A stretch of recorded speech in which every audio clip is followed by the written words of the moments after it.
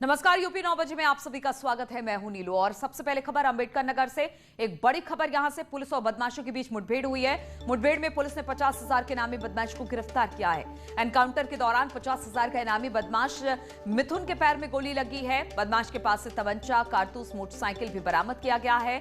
बदमाश पर 6 से ज्यादा आपराधिक मुकदमे दर्ज हैं। गिरफ्तार हुआ बदमाश बस्ती जिले के थाना मुंडेरवा से गैंगस्टर का वांछित था और अंबेडकर नगर के बसखारी थाना क्षेत्र के गनीपुर से यह मुठभेड़ हुई है।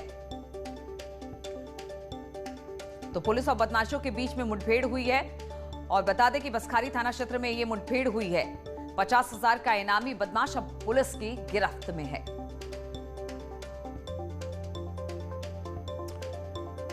बदमाश के पास से तमंचा, कारतूस, मोटरसाइकिल बरामद किया गया है। 6 से ज्यादा आपराधिक मुकदमे इस मिथुन नाम के बदमाश के ऊपर है। बसखारी थाना क्षेत्र के पास ये मुठभेड़ बताई जा रही है। तो 50,000 का इनामी बदमाश है मिथुन, जिसके पैर में गोली लगी। पुलिस और बदमाशों के बीच में एनकाउंटर हुआ। बातचीत करने के लिए के पांडे हमारे साथ जुड़ गए हैं।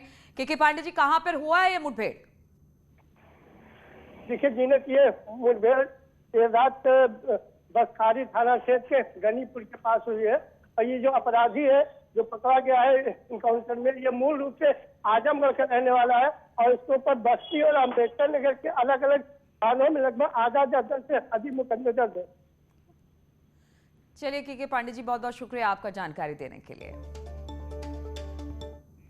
और मऊ से खबर है, यहां पर भी मुठभेड़ की खबर आ रही है। एनकाउंटर में हिस्ट्री शीटर गिरफ्तार हुआ है। पूर्व प्रधान हत्याकांड का मुख्य आरोपी था ये हिस्ट्री शीटर। सरायल खांसी थाना क्षेत्र के पूर्व प्रधान की इसमें हत्या की गई है। बदमाश के पैर में गोली बताई जा रही है लगी है। अस्पताल में उसे भर्ती करा दिया गया है। सरायल खांसी के मठ मोहम्मदपुर में यह मुठभेड़ पुलिस के साथ बदमाश की बताई जा रही है। आरोपी पर 12 से अधिक संगीन मामले दर्ज हैं। पुलिस पर फायरिंग कर भाग रहा था बदमाश।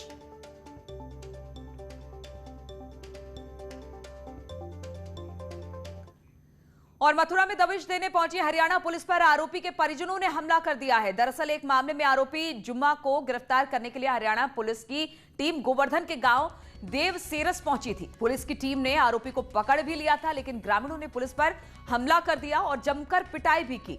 इस हमले में पुलिस की गाड़ियां भी तोड़ दी गई हैं। ग्रामीणों ने पुलिस से आरोप लगाया है और आरोपी को छुड़ा भी लिया। बाद में मार पीट कर पुलिस टीम हरियाणा के भिवानी से आई थी।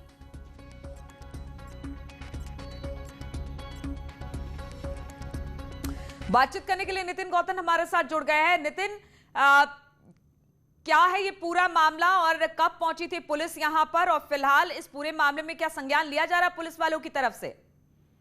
जी, हम अपने दर्शकों को बताना चाहेंगे कि हरियाणा के भिवानी की ये पुलिस थी। यहाँ पर ये टटलू जो गैंग है, जो ठगी का गैंग है, उसके एक आरोपी को पकड़ने आई थी जुम्मा को गांव ग्राम देवसेरस में। इसी दौरान जब जो हरियाणा की पुलिस थी स्थानीय थाने पहुंचती है, गोवर्धन थाने पहुंचती है और पुलिस फोर्स की मांग करती है, लेकिन स्थानीय स्तर पर पुलिस फोर्स न होने की बात कहने के बाद हरियाणा की पुलिस ने सीधे गांव में दबिश दी और इस दौरान उसने आरोपी को पकड़ लिया। जुम्मा को पकड़ने के साथ ही ग्रामीण आक्रोशित हो गए और उन्होंने पुलिसकर्मियों की पिटाई कर दी, जिसके बाद से पुलिस को वहां से जान बचाकर भागना पड़ा। लेकिन इसी दौरान पुलिस जो हरियाणा पुलिस थी उसने आरोपी की पत्नी को हिरासत में ले लिया था, उसको लेकर थाने आ गए। फिलहाल जो इस मामले में जो हरियाणा की पुलिस है उसके द्वारा तहरीर दी गई है और पुलिस इस मामले में कार्रवाई करने में जुटी हुई है। जी, कितने ऐसे पुलिस वाले थे जिस पर हमला किया गया नितिन? जी, करीब आधा दर्जन के करीब जो हरियाणा की पुलिस थी वो आई हुई थी और उसके बाद उन्होंने, ठीक है, आधा दर्जन से ज्यादा पुलिस वालों पर यह हमला हुआ है। बहुत बहुत शुक्रिया आपका नितिन। और अब खबर पीलीभीत से, जहां पर 7 युवक दुबई में बंधक थे जिन्हें कामयाबी के साथ वापस लाया गया है। इन 7 युवकों को नौकरी के बहाने टूरिस्ट वीजा देकर दुबई में 22 दिन तक बंधक बनाया गया और यातनाएं दी गई। किसी तरह से वापस भारत पहुंचे युवाओं ने अपने ऊपर हुई आपबीती बताई और वहां पर हुए जुल्म के वीडियो और फोटोग्राफ्स भी दिखाए। पीलीभीत के रहने वाले वीरपाल, नेतराम, वीरेंद्र, संजीव, कमलेश कुमार, सोमपाल, रामदयाल नाम के 7 युवक 22 दिन तक दुबई में बंधक थे। पीड़ितों ने बताया कि हर नारायण नाम के शख्स ने इनको दुबई में नौकरी दिलाने के नाम पर उनको वहां पर भेजा। हरनारायण ने दिल्ली ले जाकर एक एजेंट से मिलवाया और उसने इन 7 युवक से 1,25,000 प्रति व्यक्ति और उसके बाद करीब 22 फरवरी को दुबई भेज दिया, जहां पर पहुंचने के बाद इन लोगों को एक छोटे से कमरे में रखा गया। वहां इनका पासपोर्ट छीन लिया गया। पीड़ितों ने किसी तरह से परिजनों को इस बात से की सूचना दी, उनसे संपर्क साधा, जिसके बाद प्रशासन की मदद से इन्हें छुड़ाया गया है। परवेज इस वक्त हमारे साथ जुड़ गए। परवेज, कब ये गए थे और किस तरह से फिर वो लोग वहां से निकल कर आए, किस तरह से इनकी मदद हुई ताकि ये वापस भारत आ पाए? देखिए, मैं आपको बता दूं कि ये 22 फरवरी को यहाँ पीलीभीत से दुबई के लिए निकले थे। ये एक कबूतरबाजी का मामला है, जिसमें एक यहाँ का जो दलाल जो ले गया था इनको दुबई के लिए काम करने के लिए। इनको बड़े बड़े सपने दिखाए गए थे कि वहां पर आपको बहुत अच्छा सा काम मिल जाएगा, और इन सभी लोगों से जो 7 लड़के यहाँ से गए थे उनसे 1,25,000 रुपए पर लड़का लिया गया था। इनको वहां दुबई लाया गया, वहां पर एक कमरे में बंद कर दिया गया, कोई काम नहीं दिया गया। इनको खाने को एक टाइम खाना देने लगे। लड़के जब वापसी आए हैं तो इन्होंने अपनी दुख भरी कहानी सुनाई है। ये लड़के वहां पर किसी तरीके से अपने घर वालों के संपर्क में आए, फिर घर वालों ने यहाँ पर एनजीओ और जो अन्य लोग थे उनसे संपर्क किया। उन लोगों ने आला अधिकारियों से संपर्क किया, पुलिस के आला अधिकारियों से बिल्कुल, तो इन्होंने गुहार लगाई एनजीओ और आला अधिकारियों के साथ संपर्क करने के बाद ये वापस अपने वतन लौटे हैं। बहुत बहुत शुक्रिया आपका जानकारी देने के लिए। और बड़ी खबर हाथरस से आ रही है, जहां पर एक बस पलटने से 15 से अधिक लोग जख्मी हो गए हैं। हादसा मथुरा बरेली रोड पर हुआ है। घायलों में ज्यादातर महिलाएं शामिल हैं। पुलिस ने सभी घायलों को जिला अस्पताल में भर्ती करा दिया है। घायल यात्री मथुरा से वृंदावन दर्शन करने के लिए जा रहे थे जब ये हादसा हुआ। तस्वीरें हम आपको दिखा रहे हैं किस तरह से सड़क हादसे में करीब 15 लोग जख्मी हुए हैं। करीब 25 लोग इस बस में सवार थे और ज्यादातर इनमें महिलाएं बताई जा रही हैं। और खबर गाजियाबाद से लेते हैं, जहां पर रिटायर्ड इंजीनियर की हत्या कर दी गई। गोली मारकर यह हत्या की गई है। किसी पुरानी रंजिश के चलते यह हत्या की गई है। शुरुआती जांच में यही पता चल रहा है। पड़ोसी और उसके 2 लड़कों पर आरोप लगा है। थाना नंदग्राम क्षेत्र का यह पूरा मामला बताया जा रहा है, जहां पर रिटायर्ड इंजीनियर की गोली मारकर हत्या की गई है। शुरुआती जांच में इसे रंजिश में हत्या करने की बात सामने आ रही है।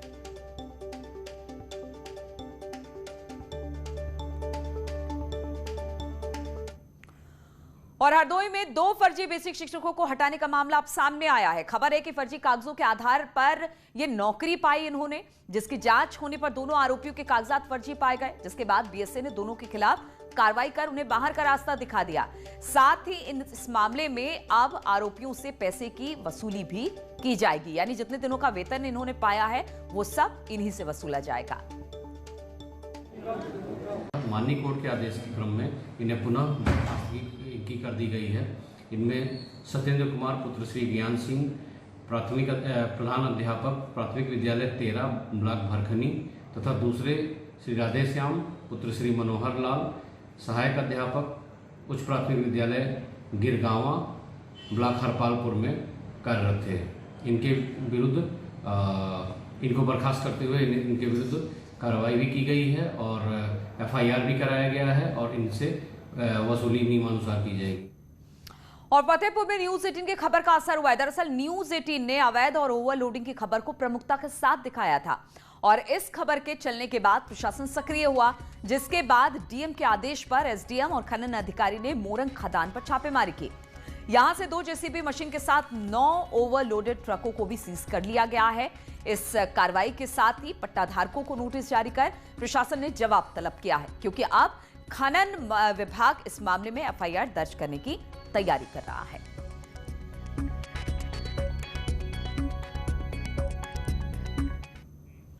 तो आज कैच द रेन अभियान को प्रधानमंत्री मोदी हरी झंडी दिखाएंगे और इस कार्यक्रम में प्रधानमंत्री वीडियो कॉन्फ्रेंसिंग के जरिए शामिल होंगे। साथ ही मुख्यमंत्री योगी आदित्यनाथ के साथ केंद्रीय जल शक्ति मंत्री और मध्य प्रदेश के सीएम शिवराज सिंह चौहान भी शामिल होंगे। इस कार्यक्रम में दोनों सरकारों के कई अफसर भी हिस्सा लेते हुए दिखाई देंगे। दरअसल कार्यक्रम के जरिए मध्य प्रदेश और उत्तर प्रदेश के बीच केन और बेतवा नदी परियोजना को लेकर समझौता होगा।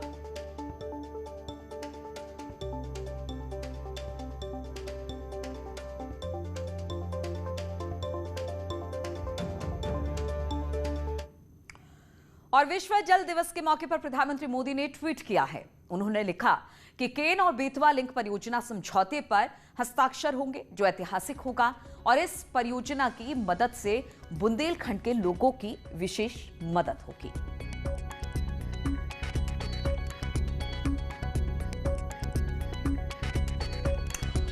और वहीं योगी आदित्यनाथ ने भी इसको लेकर ट्वीट किया है। उन्होंने लिखा कि विश्व जल दिवस के अवसर पर प्रधानमंत्री मोदी के मार्गदर्शन में केन बेतवा लिंक परियोजना पर समझौता ऐतिहासिक होगा। इसकी मदद से बुंदेलखंड को सूखे से मुक्ति दिलाने और शुद्ध पेयजल उपलब्ध कराने में यह समझौता मील का पत्थर साबित होगा।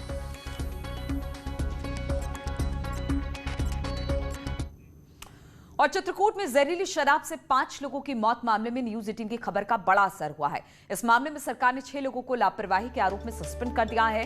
दरअसल राजापुर थाना क्षेत्र के खोपा गांव के कुछ लोगों को जहरीली शराब परोसी गई, जिसको पीने के बाद 5 लोगों की मौत हो गई, जबकि 6 लोगों की हालत इस वक्त गंभीर है, जिन्हें अस्पताल में इलाज के लिए भर्ती करा दिया गया है। और अब आपको 2 तस्वीरें भी दिखाते हैं। पहली तस्वीर शराब पीने के बाद हुई मौत के बाद परिजनों का जो हाल है वो बुरा है। परिवार में कोहराम मचा हुआ है। जबकि दूसरी तस्वीर, इस मामले में मुख्य आरोपी रामप्रसाद यादव को पुलिस ने गिरफ्तार किया है। उस समय गिरफ्तारी की तस्वीर ये देख पा रहे हैं आप। इसके साथ ही गांव में ही अवैध शराब बेचने वाले एक और शख्स त्रिलोकी सिंह को भी गिरफ्तार किया गया है। इसके पास से 198 बोतल अवैध शराब और 30 खाली बोतल समेत रैपर भी बरामद किया गया है। इस घटना के बाद लगातार प्रशासन एक्शन में दिखाई दे रहा है। ये जानकारी मिली है कि खोपा गांव में ये कुछ लोगों ने कुछ जो है ऐसी संभावना है कि शराब या और कोई चीज़ ऐसे किसी द्रव्य का उन्होंने सेवन किया था और फिर उनको यहाँ पे लोगों ने लेके आए। तो एक जो लाए थे उनको कंचन अस्पताल में, वो बता रहे हैं कि उनका वहाँ पे डेथ हो गया है। बाकी यहाँ सीएससी राजापुर में जो थे दुर्विजय, सत्येन, छोटू, बबली, तो इन सबको अभी इलाहाबाद में भेजा गया है। यहाँ पे सीएमओ और मैं और हमारे जो एसपी साहब हैं, हम लोग अभी गाँव भी जा रहे हैं और इसका पूरा तहकीकात करेंगे और देखेंगे अगर कोई और भी प्रभावित है तो उनको तुरंत का तुरंत हम लोग लाके चिकित्सीय। तो इन्हीं तमाम खबरों के साथ इस बुलेटिन में फिलहाल इतना ही। रुकेंगे छोटे से ब्रेक के लिए, लेकिन ब्रेक के बाद भी लगातार खबरों का सिलसिला यहाँ जारी।